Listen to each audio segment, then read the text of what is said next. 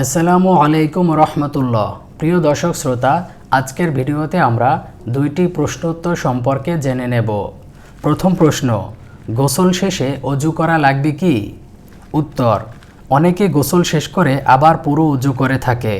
অজু কেন করেছে জিজ্ঞাসা করলে বলে নামাজ পড়ব তাই। এর মানে হলো তারা মনে করে নামাজ পড়ার জন্য গোসল করাটা যথেষ্ট হয়নি, তাই নামাজের জন্য আবার অজু করে থাকে। এটা একটি ভুল আমল। গোসলের পর অজু করার কোনো বিধান নেই। ফরজ গোসল হলে কুলি করা ও নাকে পানি দেওয়ার ফরজ এবং পূর্ণ অজু করে নেওয়া সুন্নাত, যা গোসলেরই একটি অংশ। তাই যথাযথভাবে গোসল করার পর নতুন করে আবার অজু করা ঠিক নয়।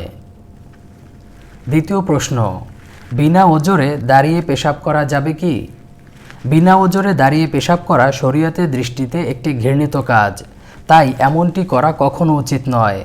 কিন্তু এই অপছন্দনীয় কাজটা মারাত্মক অপরাধে পরিণত হয় যখন কোনো ব্যক্তি এমন জায়গায় দাঁড়িয়ে পেশাব করে যেখানে বসে পেশাব করার ব্যবস্থা রাখা আছে। একটা পেশাবখানা সাধারণত বেশি বড় হয় না।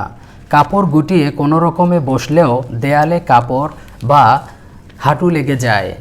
এমন অবস্থায় এমন জায়গায় কেউ দাঁড়িয়ে পেশাব করলে পেশাবের ছিটায় দেয়াল নষ্ট হবে।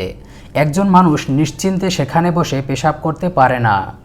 সাধারণত জনগণের ব্যবহারের জন্য যেসব শৌচাগার তৈরি করা হয়ে থাকে সেসব জায়গায় এই বিষয়গুলোর ব্যাপারে অনেক বেশি সতর্ক থাকা প্রয়োজন।